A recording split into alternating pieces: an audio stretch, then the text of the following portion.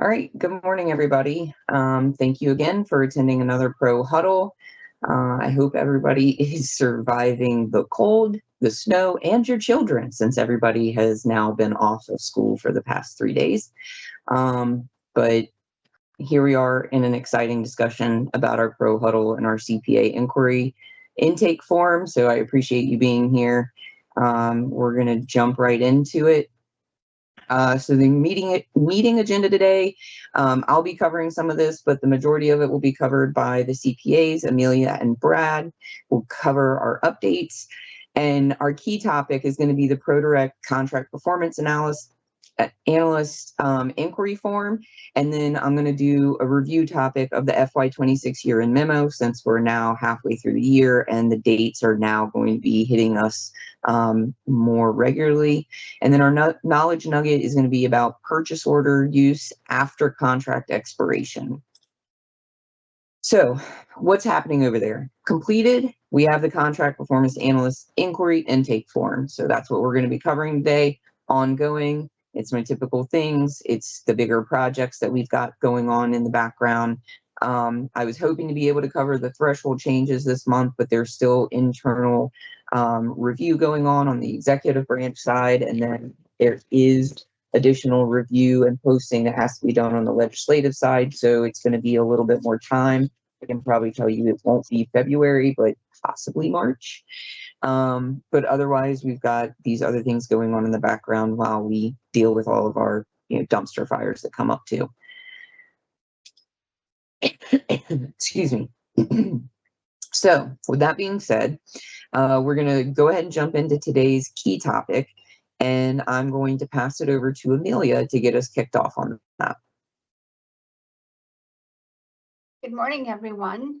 I am delighted. My name is Amelia Marian. I'm one of the CPAs with Office of Procurement, and we are very, very excited to have the opportunity to launch the official CPA inquiry process. Our colleagues in IT, David Drody and Sharonda Baltimore, were essential in helping us make this happen. So a big thank you to them. But as of Monday, February 2nd, the CPA inquiry form will be live and will be available through ProDirect. Why does it matter? Well, it simplifies the communication, and we have one single standardized intake form. You don't have to ping us through emails or Teams or call us. This is the preferred method to reach out and share that you need support, and we are happy to be a resource and help out. It also offers a centralized portal where we see everything that's in the pipeline. It gives you real-time visibility on what's the status of the inquiry, who owns, who's responsible for the portion of the work, and what is the progress. A quick note that I want to make is that this is version 1. There are a couple of nuances, a couple of updates that need to be made, but right now you're not going to see a lot of interaction and a lot of notes, but coming soon, we'll have an improved version where you'll be able to get live updates and to see additional details on the inquiry that you're submitting.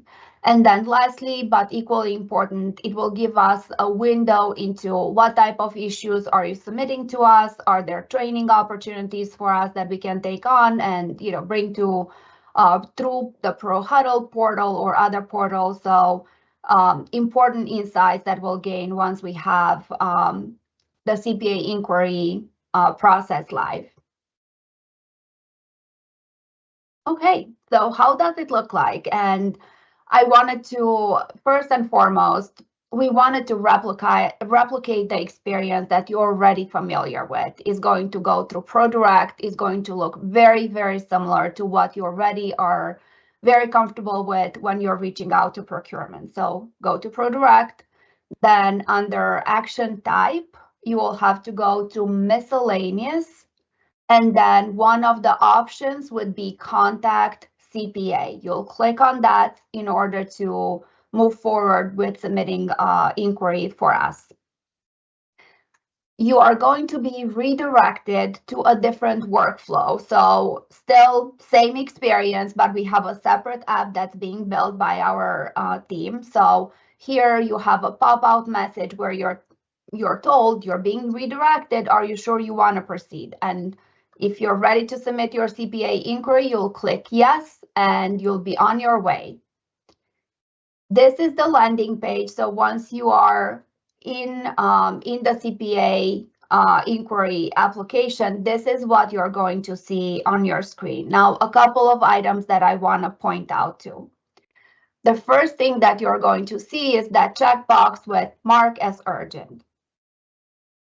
If this is a true absolute emergency, we ask you to pick up the phone and call us. Call your procurement specialist, reach out to us, but don't necessarily submit an inquiry at this time. We'll work with you as we start addressing your concern or your question. We'll work to submit a CPA inquiry, but to expedite things, we ask you that you call us rather than submit an inquiry. But if this is a non-essential issue, but it's urgent, you are very welcome to click and check that box, so we get a sense that this should get, special attention, and it should be marked as urgent as it lands on our docket. Then a couple of things, the CPA line. As you can see in this example, I'm listed as the CPA, it's my name.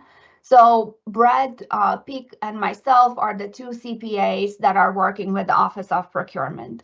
And our colleague David did some magic behind the scenes, and automatically departments that belong in our portfolio are assigned to us. So when you're logging in and you're starting your CPA inquiry, you automatically will see the name of the CPA that's assigned to your department. So in this case, because we submitted the test inquiry, it came from the Office of Procurement, and I'm the assigned CPA.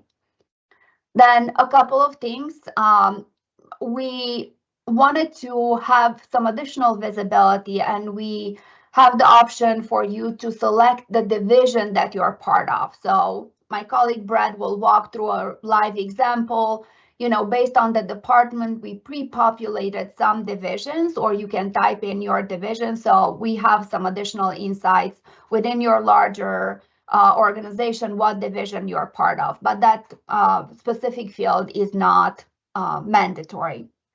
Then if there is a contract number, pertaining to the inquiry that you're reaching out to us, it's really important for us to get as much information as possible from you from the get-go. So we ask you to type the contract number. Now, our colleagues in IT are, very skilled at putting together robust applications. So if you type the first, I believe, 4 or 5 numbers of your contract, you'll get a drop-down list, and you'll get the opportunity to see that live when Brad is showcasing how to fill out inquiry form.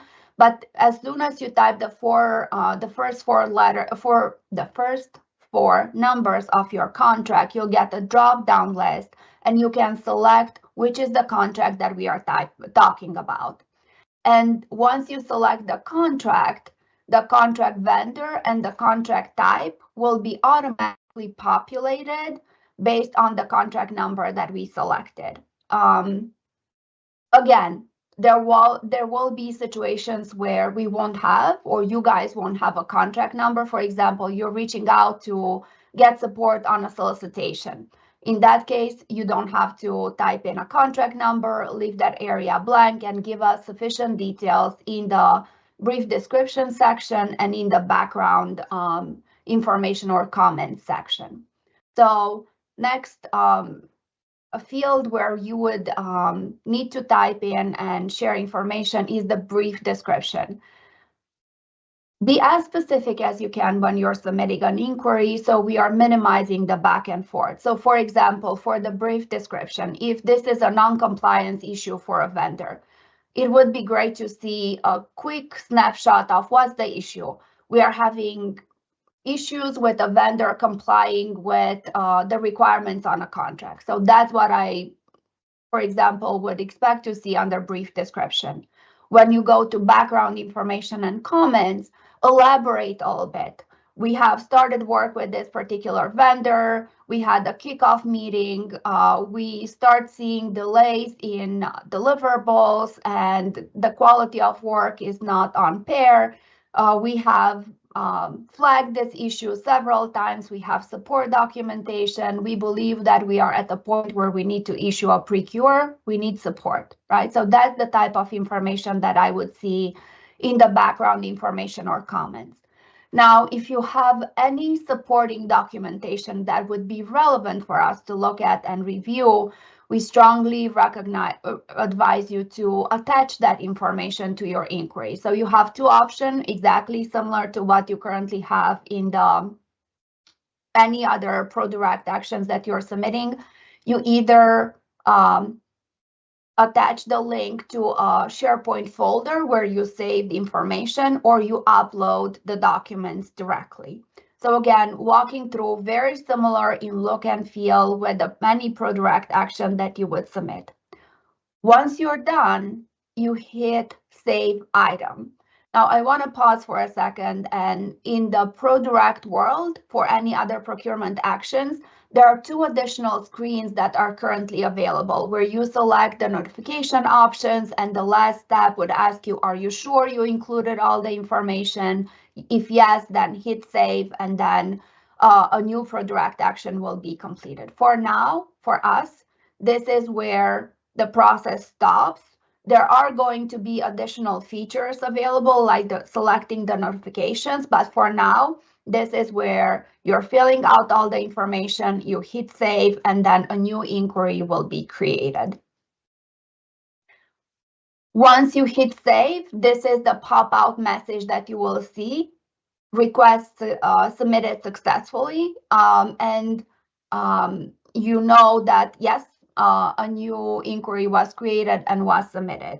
I will stop here and I will pass it on to my colleague Brad, who's going to walk us through a real-time example on how to fill out the CPA inquiry, and we'll take it from there. Brad? Hi, good morning. My name is Brad Pike. I'm the other CPA for the procurement office, and I'm going to walk you through and share my screen here. So you all should be pretty familiar with going onto the ProDirect site. And by going onto that, what you'll see come Monday is go into the action type here with a ProDirect request. Go to the action type, drop down to contact a CPA, and like Amelia was showing, on Monday, it won't say coming soon anymore. You'll get a question and answer type warning that says that you'll be leaving this to go to a different site. And then it'll ask you to click yes, you want to go to the site, or no, I made a mistake, and go back. So at that point, you would hit yes, and that will take you to this, the Submit CPA Direct Request. As Amelia was saying, there is a box here for marking as urgent, but we kind of request that, if it is really that urgent, then just give us a call or an email real fast, and we'll try to take care of it. Also, as Amelia was saying, this is our test area that we've been trying to work out all the bugs with. So right now, it's the CPA is marked as Amelia because she is part of, or one of her departments is procurement. So that's what pops up when you do this on the test subject here. As you can see, the optional division here, when you select it, it would have the Division of Business Relations and Compliance, because that's the other departments within procurement. When you actually drop down, it should have your different divisions already listed. David has those populated in there.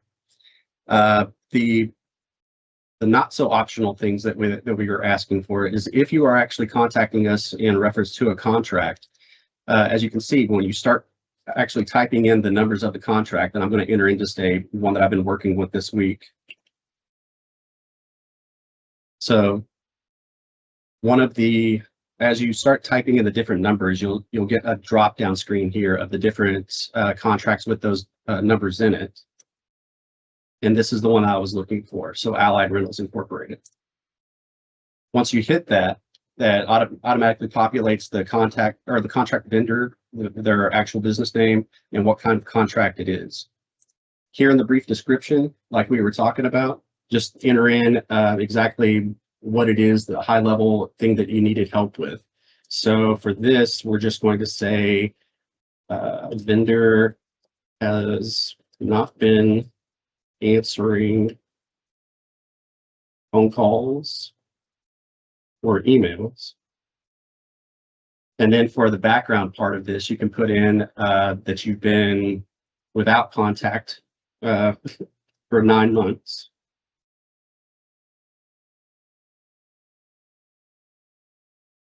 And it's time to renew the contract.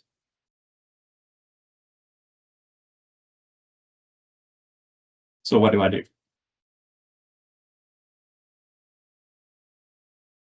And once we put all this into the screens here, you can also attach any kind of supporting documentation. So if there's any kind of emails that you've had back from the vendor, like showing that you don't, it just automatically kicked back some kind of error message, so you're not even sure if this vendor is still active anymore, then you can put that kind of stuff in there, a screenshot of that, or if you have questions on a renewal or anything that you want to add into that as supporting documentations, you can just drag and drop onto the screen there.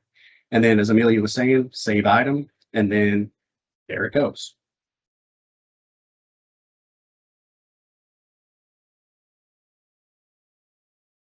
Stop sharing the screen. So we can focus back on my screen. I'll share again, and then Brad, I think you've got the next slides. Yep, there we go. Okay. And then, like Amelia was saying, so with the CPA correspondence ID, you're going to get that, and you can click on these to take you back and forth in the ProDirect system that will give you some ownership to this. So this is what you'll get back. It shows your correspondence ID, who's in charge of it as far as the assigned CPA, contract number, and the brief description, the background, and any uploaded files that you may have attached to this. So on this, for the optional, so for verifying and updating the CPA inquiries. So before that we actually open this, you'll have a chance later on in subsequent versions that will that you'll be able to modify what you had actually put into that.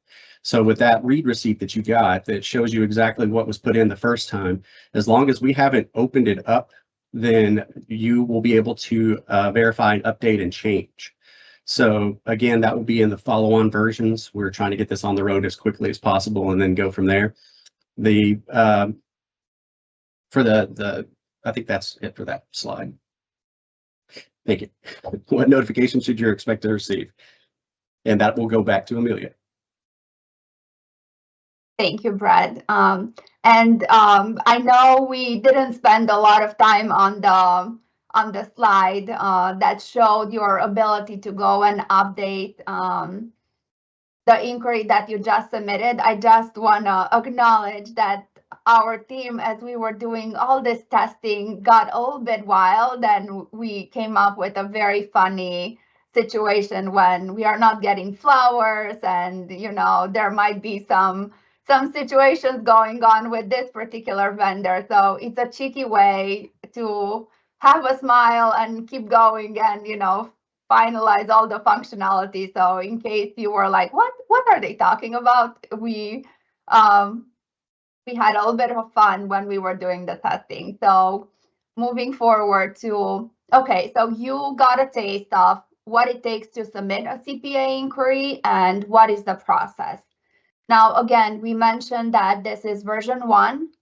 There are going to be some basic elements that you are familiar with when you're submitting a ProDirect action. Some of them will be coming online a little bit later. But for now, we wanted to walk through what notifications should you expect to receive once you submitted a CPA inquiry. And you already got a taste of, you submit an inquiry, then you immediately get an email notification with an ID that was assigned to your CPA inquiry, as well as some basic information that was submitted. But before we walk you through all the notifications, we wanted to take a moment and just explain what status is and what are the values for the status of CPA inquiries that we built in, so you understand when you see in progress or closed or triage, what does that actually mean for us?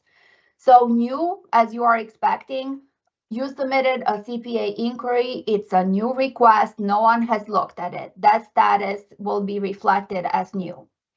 The moment one of us goes in the system, opens up the inquiry that you submitted, the status will automatically change to triage, meaning that we are reviewing, we looked at your inquiry, we haven't started work yet, but we looked at it and it's now part of our pipeline. We claimed it, it's in our backlog, and we are going to work on it, but not at this time. When we are ready to initiate work, we'll go and manually change the status to in progress. That means that we are actively working on your inquiry and it will be reflected on the information that you see available when you're accessing the inquiry.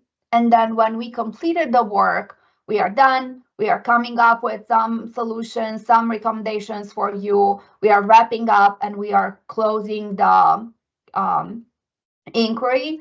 Again, we'll manually go and close the status and mark it as closed. Let's look at some of the email notifications that you will get. So you submitted a new inquiry. This is the email notification that you should be expecting to receive immediately after, within, I don't know, less than a minute that you submitted an inquiry, you'll get this email notification. Just to give you some visibility on what happens behind the scenes, the CPA that's assigned to your department at the same time will get an email notification similar to this.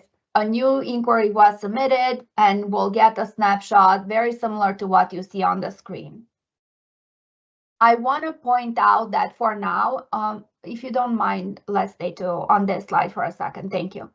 What I want to point out is that for now, version 1, you don't have a search and activity page as you used to have in your any other ProDirect actions that you're submitting. So keeping track of your emails is essential. We highlighted the CPA correspondence ID. That's an active link. So it's a number that's assigned to your inquiry. And it's an active link. When you click on this link, it will take you to your inquiry and you'll be able to see what you submitted. You'll see some of the status changes and you'll have the opportunity to also interact a little bit with us when we are returning in the event we are returning the inquiry to the department. But we'll touch on this a little bit later. Thank you. We can go to the next slide.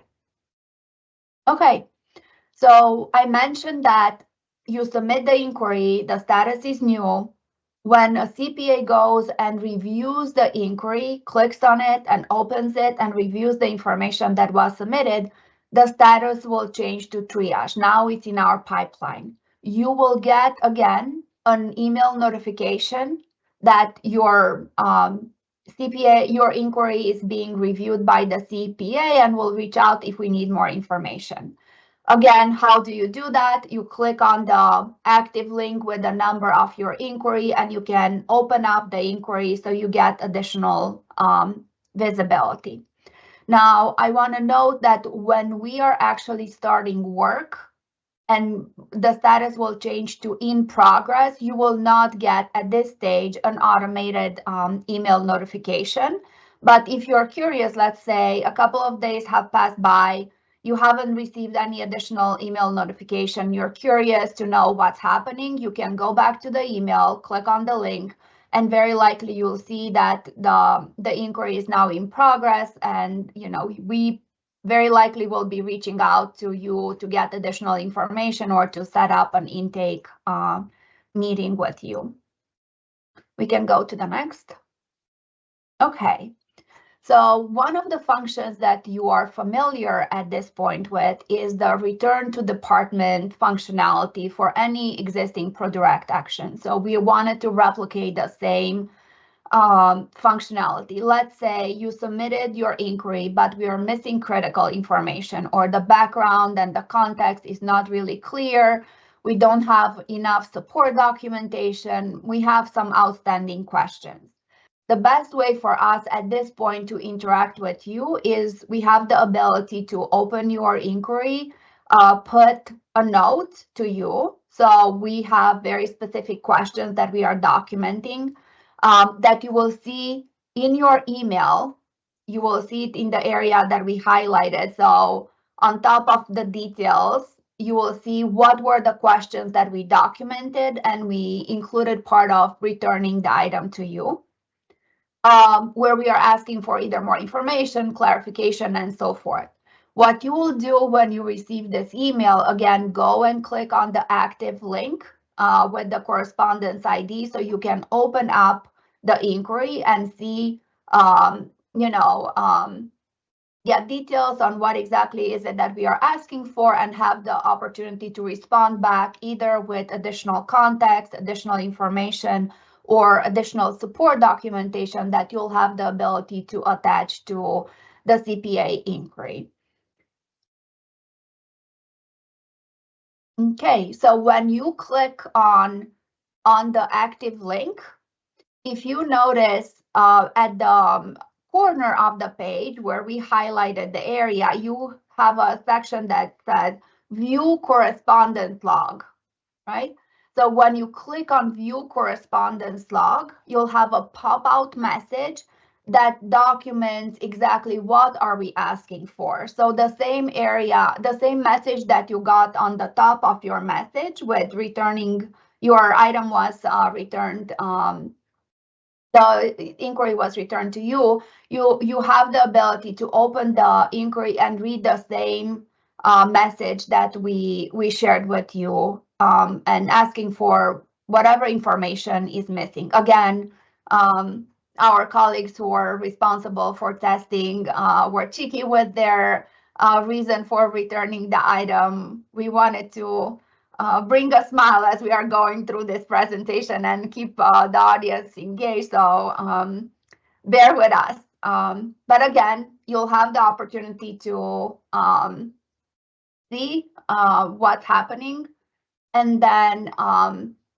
you'll have the opportunity to respond, add some information in the background, upload additional files. You can if you see at the bottom, it's probably a little bit difficult to say, but in the grayed area at the bottom, you have the resubmit to CPA. You can enter, some text telling us, okay, so I was able to find some additional support documentation, or here is an updated background, or here is some additional insights on our relationship with the vendor. Here you go. And you will click update. Yep, we can go to the next slide. So once you are adding additional files, you're documenting your response to us under the resubmit to CPA, you have the button to resubmit your inquiry to us. So you took care of whatever was missing, you shared with us the information, you're clicking return, resubmit, and it will come back to us so we can get access to all that additional information. Okay, I will pass it over to Brad to walk us through the closed inquiry scenarios. Okay, so when we have done all the triage and we've done all of the actual, working behind the scenes to get these things done, when we actually go to close this, what notifications should you expect to receive when the inquiry is closed? So for this, we came up with 4 different scenarios here. So when the CPA inquiry is closed, it can be either completed and implemented, which means that the CPA completed their work and assisted the department, and the department then implemented the recommendations that we had came up with together. Or it could be completed and not implemented, meaning that the work was done, the CPAs gave their recommendations with the using department, and the recommendations were made, but they may have had some kind of additional internal operation discussions to go forward with the different inquiries. Also, there could be a canceled which means that the requester withdrew or canceled inquiry via email, and that's going to be in a future version.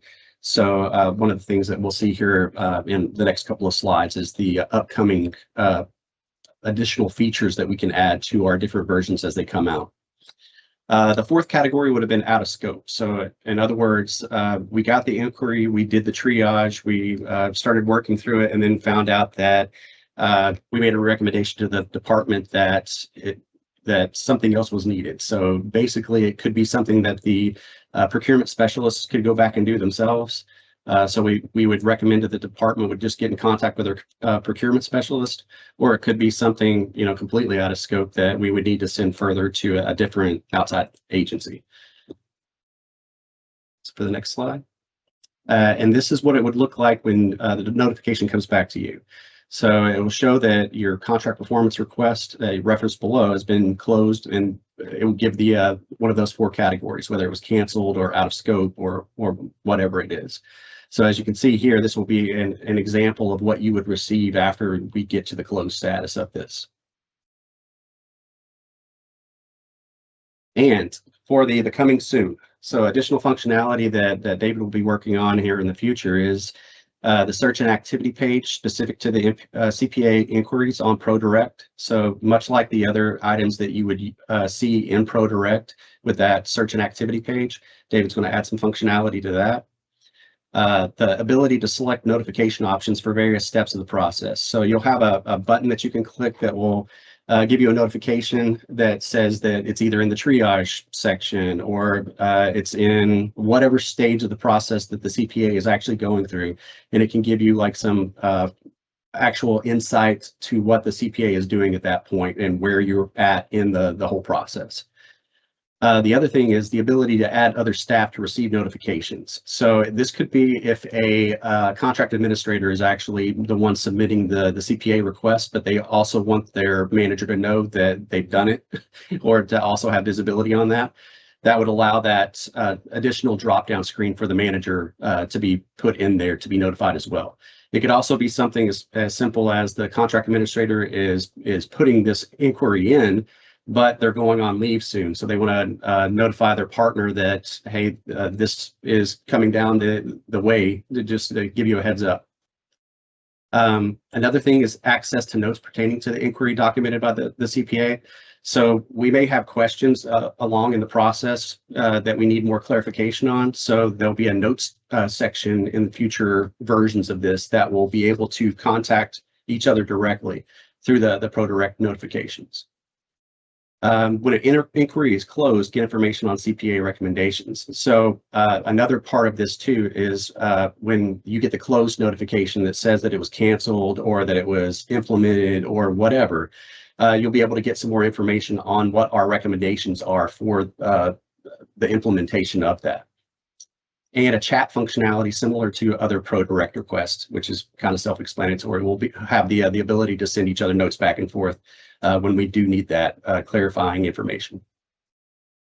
And I believe that wraps us up.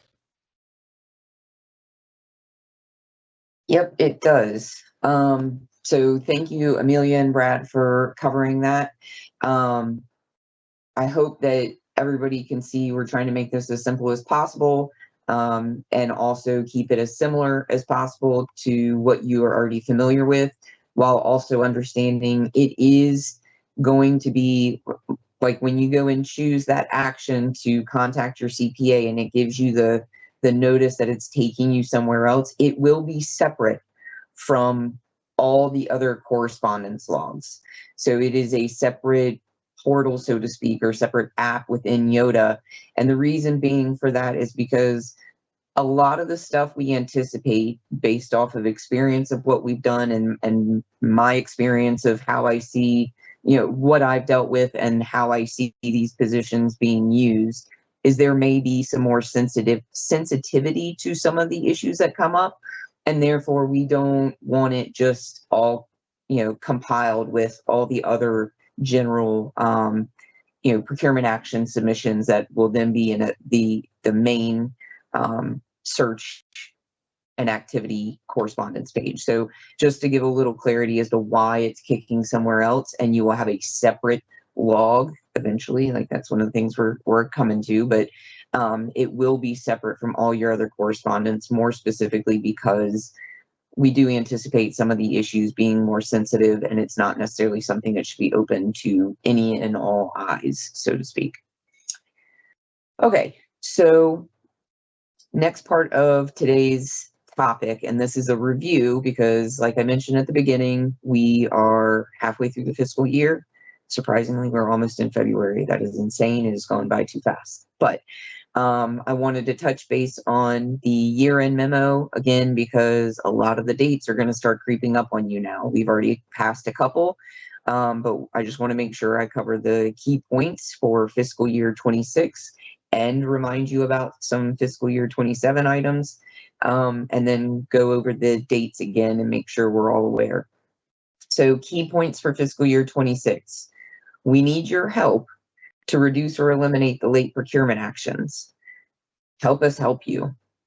The more you get in on time, the better off everyone is because it gives us time to make sure everything is taken care of, not in a rushed manner, and you get what you need in a timely manner in which you need it. Priority will be given to those who submit things timely and meet these deadlines, but it's with the caveat that if you submit something, it must be complete, the full package for whatever it is you're submitting. That's why we have checklists. And the key thing here is these dates are associated to FY26 operating funds, general funds, whichever way you want to reference them. But anything with incomplete documentation will be sent back and you'd have to resubmit. But again, clarifying, these due dates on this memo are specific to FY26 general funds, and it's not applicable dates to CIP funds or anything that doesn't have to be done by June 30th. These dates are tied to if you need something done by June 30th with funding that will no longer be accessible to you after that date, then you need to meet these dates because we're trying to make sure you get what you need in time in order to use the funding for FY26 with general funds. CIP funds can roll.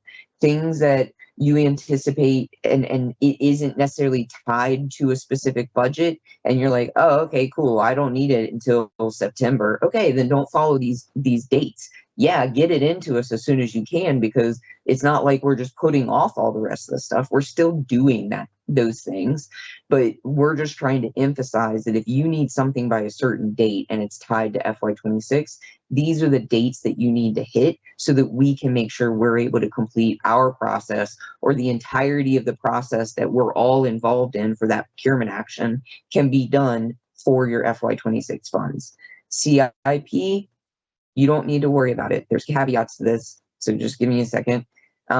And stuff that you really don't care whether it's this fiscal year, next fiscal year, or whatever, then these dates don't matter either. But you should still send them to us whenever you can, as soon as possible, just so we can get the process started and it's moving. Caveats to it. The CIP funds, unless the department needs the CIP action to be completed within the year-end dates, for whatever reason that may be, the funds, they roll. If your need is required by the end of the fiscal year, okay, just you need to let us know that. And that way we can make sure that it is included in the concept of this needs to be done now. A key thing, Monday, June 15th, 2026 is the last day to publicly post award for formal solicitations utilizing your FY26 general funds. And that's because of the requirement that it must be posted for 10 business days for award, because that's the protest period. We cannot eliminate that. Therefore, that's it. That's not a choice from us. That's a regulation, must be posted for 10 days. That's the protest period. There's no getting around that date. Okay.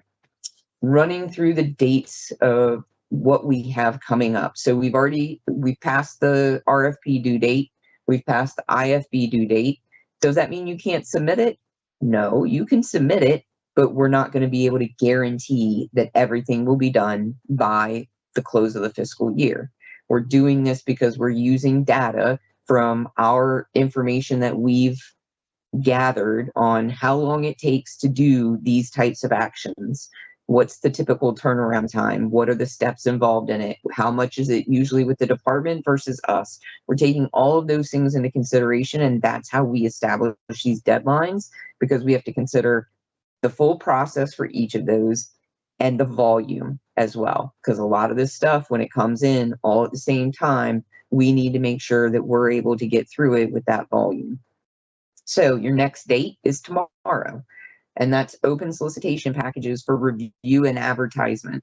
So if you want something to go out this fiscal year, then you need to get, for an open solicitation, you need to get that package to us so that we can get it reviewed and advertised.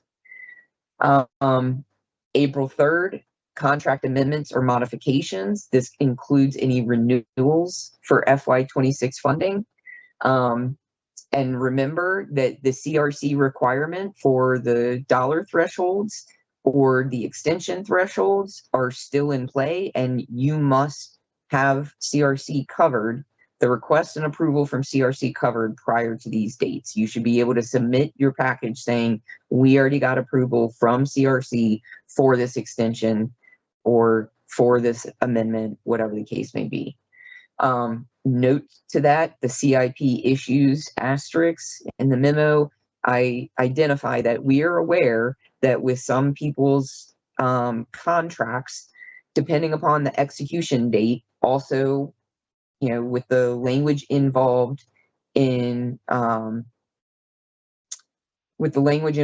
contracts for the price adjustments, we're aware that if you have an expiration date of May, and you know, May or June, and they're requesting a CPI increase, we understand there may be a little bit of give or take there. Granted, we say it should be submitted 60 days in advance, so we really shouldn't be that far off, but we understand things happen. We understand vendors. This is kind of triggered by vendors, and so if we run across that, we understand, we'll work with you.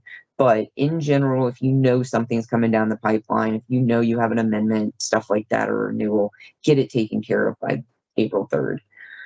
April 10th, that's the due date for contracts resulting from open solicitations, informals, bridges, or public entity. Please have them to us by that date so we can get them completed by the end of the fiscal year. April 17th, non-competitives. Again, CRC approval must be obtained prior to this date. May 15th is the last day to approve any requisitions, whether it's task orders, delivery orders, change order requests, etc., in Oracle for FY26 operating funds. Past that date, you go into the late submission process. That's where more people have eyes on it before it gets to our office. So please, you know what it is you need, get it in there, get it taken care of. 5 days after the FY27 budget load is when county council resolution renewals and amendments can be done, and FY27 delivery orders against existing contracts and change order requests that require and execution and or an effective date of July 1 or in the month of July. So that's one of the exceptions to this concept of by June 30th. All of these dates should also pertain to something that is needed in July. That way we can make sure that it's all squared away and you have it as of the beginning of the new fiscal year. Wednesday, June 17th, last day to request liquidating FY26 POs. A reminder for that, if you have more than 50 POs that you're going to request to liquidate, then reach out to us. We'll make sure that you have the spreadsheet that ERP has created in order for you to drop all of that mass information into one spreadsheet, and it will be done by ERP, as opposed to us going into each individual purchase order and liquidating it. It's just more efficient. It's easier. So if you have more than 50, that's the process we'll follow. Otherwise, send us the list. We'll take care of it. And then Wednesday, June 24th. I started this last year, so we're doing it again this year because honestly, I felt like it was really efficient and helpful. Your last day of the fiscal year should be considered as June 24th. not June 30th, because June 24th gives our office enough time to make sure that whatever was submitted by that date is complete, correct. We don't have any questions. It's good to go. Everything is taken care of. Because we've run into too many times in the past that because for whatever reason, it was a last minute thing, people didn't pay attention, we just didn't get it done, whatever the case may be, it was submitted to us at 3 o'clock on June 30th. And our office was expected to make sure everything was taken care of for you. And frankly, that's not fair, because if you submit something to us and it's not complete, and we're on the phone at 5 o'clock on June 30th trying to track down somebody in your office who's already taken holiday or taken vacation because July 4th is around the corner, that's not helpful to any of us. So your end of year, fiscal year is June 24th. That way we can assure that if there are any questions, anything outstanding, etc., we're able to get a hold of the people that have the answers, and y'all can provide us the stuff that's necessary. All right, the key points for FY27. Departments must create and approve new FY27 requisitions to replace any FY26 requisitions. This includes CIP that weren't taken to an executed purchase order by June 30th. So if you've put something in the system and it's just been sitting there, it's not something that rolls into, like at an FY26 value, it's not something that rolls into FY27. You would then have to replace that one with an FY27 RQ. Please be aware that ERP is continuing to adjust and coordinate budget loading. So there's all the shifting going on in the background with accounting information and other system requirements. And should there be any changes to dates due to any of that stuff, we will make sure to send something out and notify y'all if any of that stuff affects procurement actions. And then again, this is a reminder for FY27 needs for July only, July 2026 only. The procedures, due dates, and information that's been provided in the memo and what I've covered above applies to those FY27 procurements if you need them July 1st or in the month of July. That's just so we can make sure that we have the time to get that in place for you so you can have it accessible in July. All right, that's the review. Going to my knowledge nugget. So purchase order use after contract expiration. This is oftentimes confusing to people. So to provide a little bit of detail to it, while also understanding that we are open to discussion on whatever specific circumstances are, but can an existing purchase order be used after a contract expires? The answer is it depends. Yes, it can be used if an order or a notice to proceed for goods, services, or construction was issued prior to contract expiration and is intended to start within a reasonable time frame. Reasonable time frame is stated in that manner because I understand there are various types of work or goods ordered, etc., that have very different time frames associated to it. For instance, if you're ordering a desk, okay, order that desk, prior to the expiration date, and it should be good to go. But if you've got a construction project that you know isn't going to start June 30th, but you give a notice to proceed and it's going to start in August, okay, those are the types of things that the reasonable time frame depends upon the circumstances of the situation. Again, talk to us about it. We're happy to help. When it can't be used after a contract expires is it's not intended to be used just to hold your money in case there's something that comes up. If there's no immediate need, if you know that there hasn't been an order placed or an order's not coming or construction's not coming for a year or whatever, move on.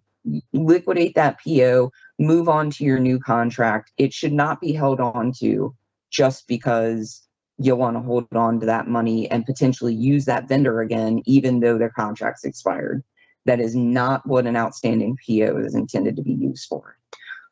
Is there language in our terms and conditions that states after contract expiration, all work must be performed to the requirements of the contract? Yes. And it's for instances where things may roll over. Construction is typically that type of thing, some services are that type of thing, etc. But things should not be going, POs shouldn't be utilized just because you have it, if a contract's expired. So what do you do if you have a purchase order balance for an expired contract? That depends also. I'm not going to tell you just liquidate it, because there's a very, very particular thing you need to do. You need to confirm that there are no outstanding invoices, so you can make sure that you're maintaining that funding until all invoices have been received and reconciled. Do not just be like, oh, contract's done, liquidate PO. Nope, you're going to need that. Potentially. You just need to confirm. So if there are outstanding invoices, you should send a notification to the vendor requiring them to submit everything that's outstanding in a timely manner per the contract requirements. We typically have requirements in there stating it should be done in 30 days or whatever the case may be for your contract, but they need to get them in. We run across too many times that for some reason we're not paying attention to when the contract expired or when the last work was done, and we receive an invoice 6 months after the contract's expired. The contract is closed, the PO is liquidated, and here we are all wondering what we should do. That's why I'm saying don't liquidate a PO unless you've confirmed the outstanding invoices are taken care of. But if you have confirmed everything is paid, great, liquidate it, get it off your books, let it loose. Again, you don't get to hold on to it just because you think you might want to use it again. The contract's done. It should be taken care of. All right, upcoming pro huddles, February. Not sure what we'll talk about yet, but I'll see you in February. And then events, we've got Procurement Online Open House, again, the third Wednesday of every month from 10 to 11. And we do have a date for our Vendor Connection Summit. This is our spring event that we always do, where it's kind of like the vendors meet the vendors, so to speak. That's April 22nd at the Silver Spring Civic Center. It'll start at 9. If any of your departments are interested in hosting a table, please let us know. We'll reach out to the ones that typically do it, but if you haven't done it before and you're interested, let us know. We'll get you a table, and it would be really appreciated, because the vendors not only like to meet other vendors, but they like to meet people in the departments so they can talk to them about what's going on, what it is they need, their needs, etc., what might be coming down the pipeline, all that. So we are short on time. I'll stop the slide. I want to make sure we get through some of these questions. So, Grace, if you want to run through the questions. Yes, good morning. Here's a question from the Office of Grants Management. If they are submitting a request on behalf of another department, so should they just note it in that file, or is there a place for them to note who they're representing? If you're submitting it on behalf of somebody, and I think shared services may fall in line with this question too, you can submit it. You can identify what department you're working with, and when we look at it and triage it, we'll communicate with y'all. Maybe it does. If I don't remember who has grants management, I think it's Brad. Not sure, but yeah. So if you're submitting it, it's obviously going to note as Brad. But if we determine through discussion with you or your notes that it's on behalf of another department, and we need to realign, then we can manually reassign it to Amelia if it's one that's in her portfolio. So that's the type of stuff we do in the background when we're in that triage phase. We're trying to understand what's going on, who it's coming from, what is it affecting, and making sure that it's sitting in the right spot. Thank you. Teresa has a question about the CPA inquiry for urgent request. Clarify the process. Make the call, then fill out the form. and then complete the form so it can be tracked, or you don't want the form completed at all? First one. So make the call. If it is like incredibly urgent, emergency type thing, make the call, get somebody on the phone so that we can immediately have an understanding of what's going on. And then we'll follow up with filling out the form, because yes, we still want to track it in our inquiry so that we see it as part of our data of what's coming in, what we're doing, what we're working on. It's in our project list. No matter what, we want the form. But if it's so urgent that's beyond that, even that urgent button, yes, call somebody.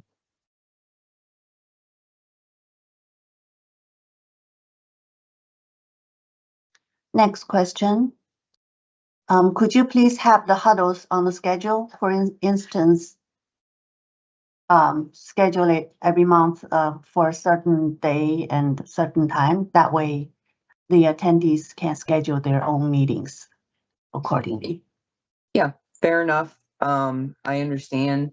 I can't guarantee that, but what I'll do is I'll try to go ahead and get stuff on the books. One of the issues I do have, and I'm just being very transparent, is I don't necessarily know all of the things that we're going to talk about in the pro huddles. And I've had it in the past where something I intended on talking about ended up changing last minute. So when I send the invites out and I present the agenda, that's why I typically don't do it well in advance and set that time, because by the time the agenda is set and I know what we're going to cover, it may be 2 or 3 weeks out. And depending upon the schedule of who's going to be presenting, like if I'm bringing an OCA or another office, I have to consider their schedule. So fair enough, point taken. I'll try to do it as often as possible, but just to give you a little transparency in why that is shifted a little bit, it's due to scheduling once we lock in the agenda.